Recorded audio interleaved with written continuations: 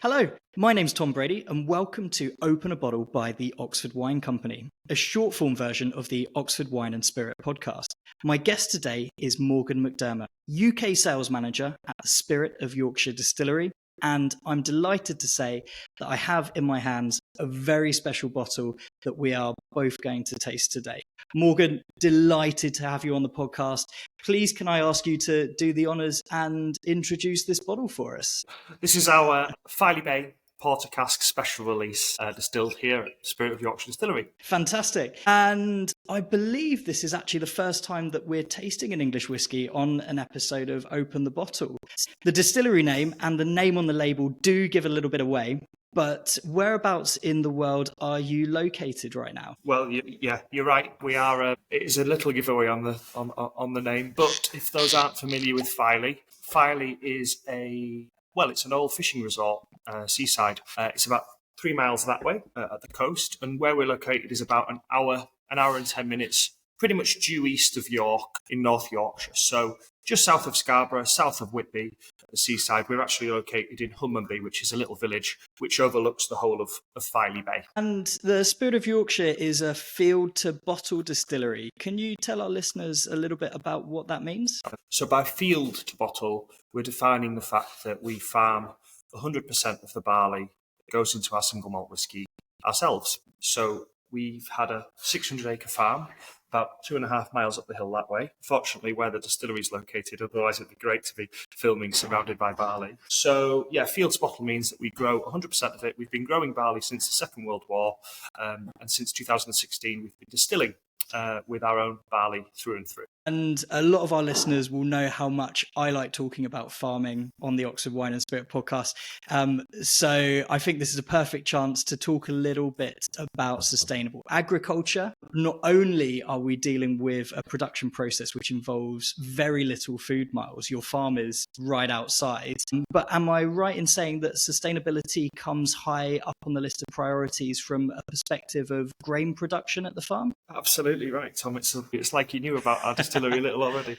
Yes, so I should show you my palms and you'll clearly realise that I am no farmer at this point, but I've worked for the company for 4 years. David, who's one of the two founders, is sat in that office there, and Tom, the other founder of the company, it was his granddad who took over the farm. So yeah, we've got a brewery and a distillery directly propped on a 600-acre farm. And from a food miles perspective, Muntons, who malt our barley, is about 5 miles that way in Bridlington. So it's the next seaside resort along. We've been working with them, as I say, since 1945. But from an agronomy perspective, we're no-till farming. You'll hear a lot of terms of low intervention, I think, is more often used in wine, that kind of terminology. Well, in a farming sense, we're no intervention. So we don't plough. We haven't ploughed the land for about 5 years now.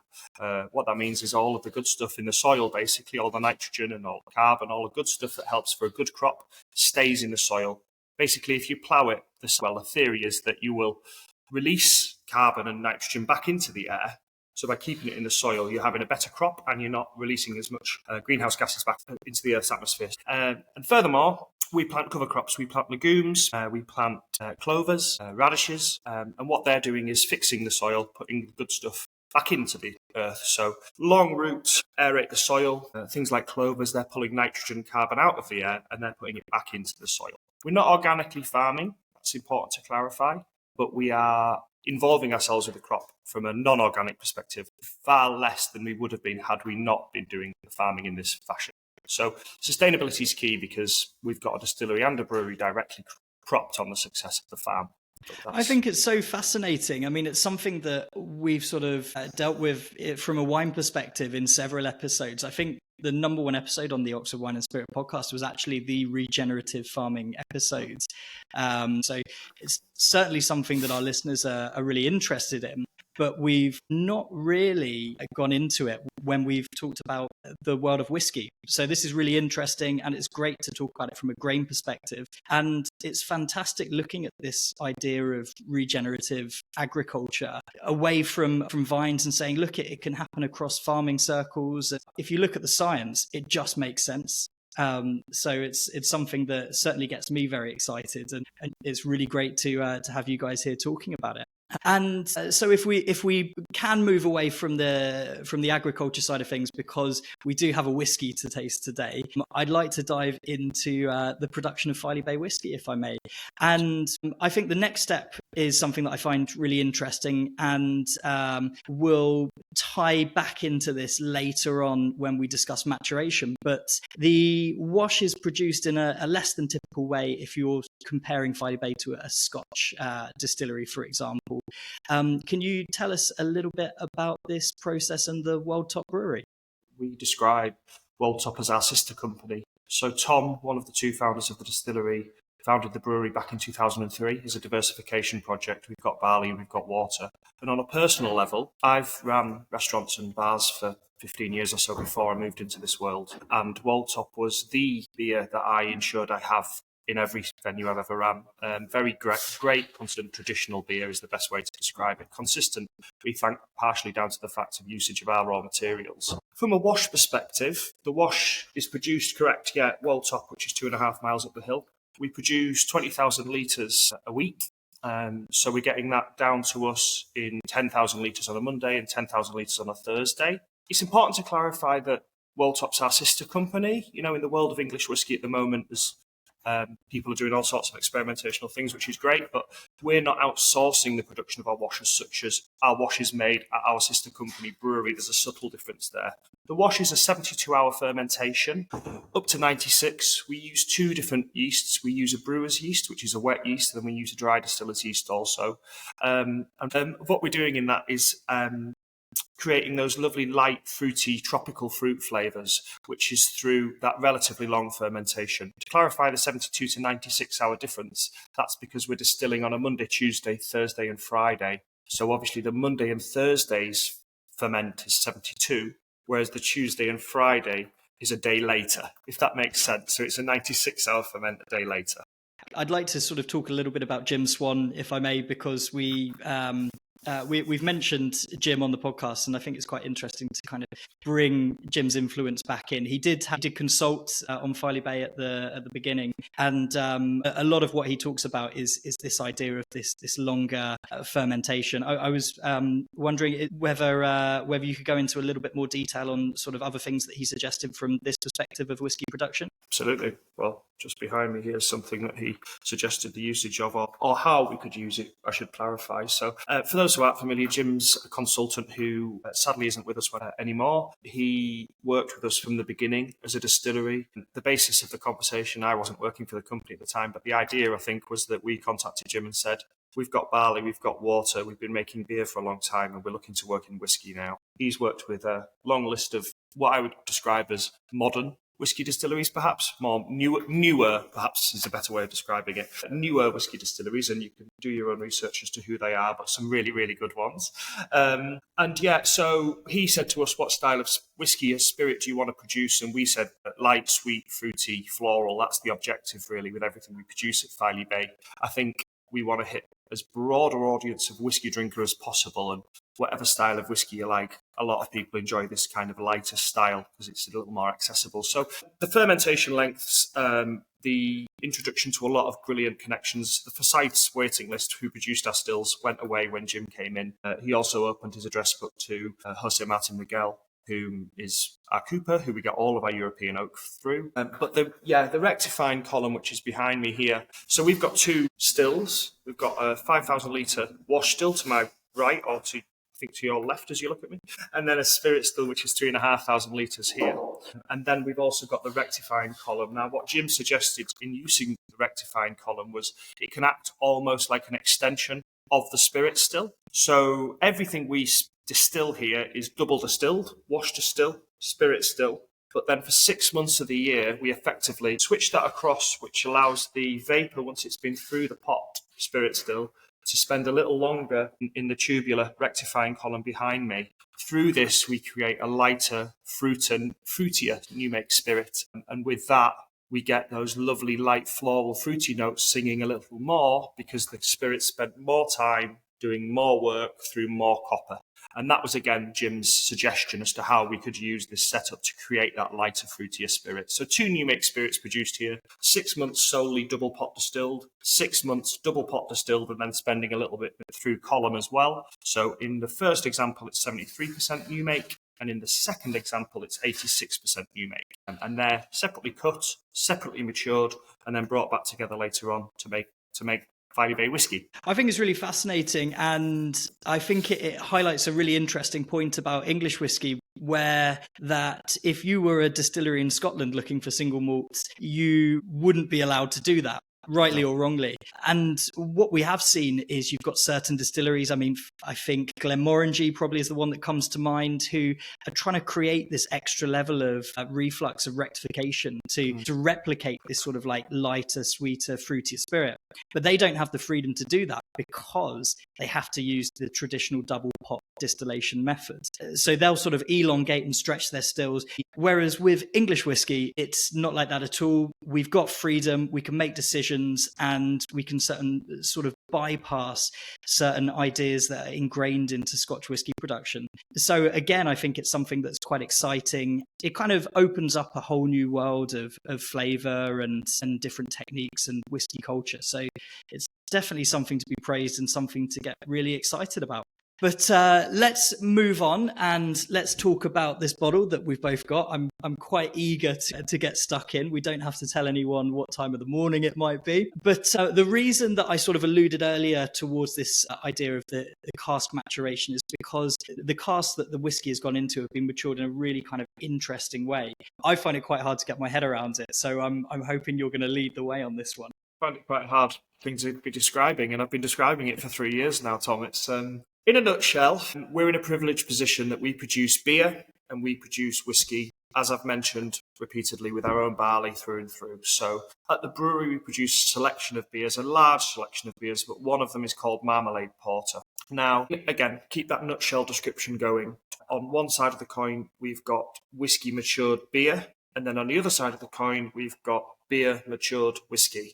That's the basis. I found that the easiest way to describe it. So what we've done is we've got ex-bourbon casks that had previously matured the flagship, and we've got ex-sherry casks that had previously matured a Sherry Cask Reserve, another special release, his previous special release at Filey Bay.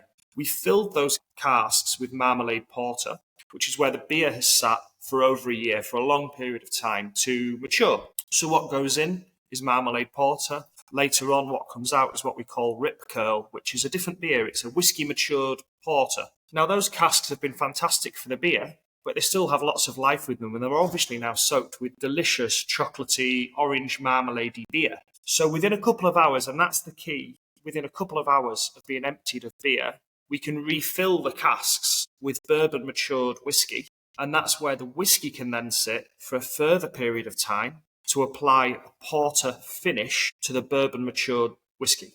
So bourbon matured whiskey that's been moved into these lovely fresh porter casks for a secondary maturation effectively. Now, we've only done this once, and we're only going to do this once, hence this is a special release whiskey. And the usage of casks in the way we can use them to share casks amongst us as a brewery is quite unusual, and we're quite privileged with that. So this is a way to celebrate that relationship. And interestingly, and perhaps oversharing slightly, you'll notice we bottled this at 50% ABV. But what came out at the end of the process we felt was delicious. I hope you can smell, for me, it's a chocolate milkshake on the nose, and there's a real orangey hit to it. And that's maybe not what one expects when they read porter cask whiskey on a bottle. Maybe people expect, I'll show you the liquid colour if I get it close to the screen, people expect darker whiskey, people expect burnt coffee and dark, bitter chocolate flavours. But that's not what this tastes like. You know, this is light and fruity and floral, which is very much in our style. And then we do get some chocolate. The chocolate is a milk chocolate, and the citrus note's quite cool too. So we bottled at 50% so we could get a little bit more of those chocolatey notes, but we didn't want to disguise those flavours with dressing the vatting with anything else. So 50% was the bottling choice, the ABV choice, I should say.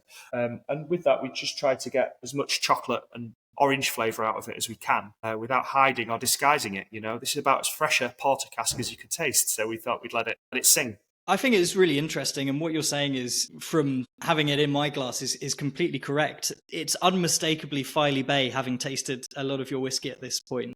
The porter element comes across to me as kind of seasoning, as you say. There is a lovely kind of creaminess to it. There is a lovely chocolatiness to it, but you're not missing out on that kind of apple, orchard fruit, slightly citrus, like tangerine character that comes through from the new make as well. It's really lovely. That was quite lovely. You were taking me through the journey there, and I quite enjoyed it. Going, oh yeah, actually, you're right. I'm gonna have a little taste myself. I think the that chocolatiness comes through in abundance on the palate, much more than I was expecting it to, based off of the aroma. Yeah, it's mouth coating. That sort of chocolatiness, kind of like dark chocolate, is kind of resting with me on the finish, which I think is really enjoyable. Yeah, and when I've added water, you get a lot more of the distillate as well. You get those apples and pears and sweet shop flavours. Chocolate remains right at the back, but there's up front, once it's cut just a slight amount and it opens it up, you get those lovely appley. As I say, the spirit speaks a lot more, which is lovely. Yeah, it's weird when when you're UK sales manager for a whiskey brand, you really genuinely enjoy it. It's nice to remind yourself of that from time to time. I think it'd be great after dinner. It's got that chocolatiness kind of sits there. It's sort of a little bit of a desserty kind of element to it. Yeah, and the finish, I tasted it a minute ago. The finish is still there and still resonating and still developing. Kind of new flavors are popping up, which is quite impressive, really, and not something that you find all that often. So yeah, thank you. Yeah, really enjoyable. Thank you, Tom. Yeah, I did a whiskey festival this weekend, and I said this a lot, but I think it's really apparent in the porter cask. I think culturally, as a business, we don't have very many hiding places as a distillery. We're young, we're non-Scotch, we're fresh, we're new to market, relatively new to market, comparably to some of the older boys out there. All I can really do is tell you what we do. We farm barley, we make spirit with our own barley. We do everything on site, from maturation to bottling, distillation, everything. The only things outsourced, as I've mentioned, is the malting of the barley. And with the porter cask, this is what a porter cask whiskey tastes like. It's about as authentic a version of a porter cask as it could be. And I love celebrating that. We did think long and hard as to, importantly, we don't colour anything, we never have and we wouldn't, but we did think, is it a bit light for what people expect of people hear port and they think Guinness, but this is what a porter cask whiskey from Spirit of Yorkshire Distillery tastes like, and I want to celebrate that wherever I can because there's nowhere else to go. This is what it is, and I'm quite happy with that personally. I couldn't agree more. I mean, you haven't lost the identity of the whiskey, and I think that's such an important thing when you're doing these special releases for any distillery, really. So I suppose those are great final thoughts, but I better ask, any further final thoughts on this whiskey? On the whiskey, I kind of just rounded them up. I think as a distillery, as a final thought, as I've said, I'm arguably repeating myself, we are a field-to-bottle whiskey distillery in North Yorkshire. We're open for people to visit, so any people watching this or hearing this, be delighted to come and show you around. We have tours 3 times a day, every day. We've got a beautiful coffee shop up there with a really good breakfast, and we're overlooking a beautiful part of the world. But yeah, we are Filey Bay Whiskey, Spirit of Yorkshire Distillery, and it's been delightful speaking to you and showing you guys who we are and what we do as best as we can, Wonderful. And if people are scouring the internet and they happen to want to know a little bit more, where can they search for Filey Bay? Well, they can search for Filey Bay, this wonderful selection of shops in Oxford called the Oxford Wine. No, we're doing quite a lot online at the moment. From a marketing perspective, advertising, I would recommend looking for Spirit of Yorkshire Distillery on Instagram, Facebook, following us there. Visit the website. We send out a newsletter once every 2 to 3 months, depending on how busy we are, which isn't just whiskey focused. We talk about the farm, what's growing, what's happening at the moment, whether it's harvest, etc. I mean, I sometimes get involved with the writing of this newsletter, but I read it too, which is quite nice. It's an interesting read. So I'd recommend visiting our website and having a look through. But on socials, Spirit of Yorkshire is on both of the main channels, I'm sure. Fantastic. Morgan McDermott, thank you so much. Pleasure. Cheers. Thanks, Tom.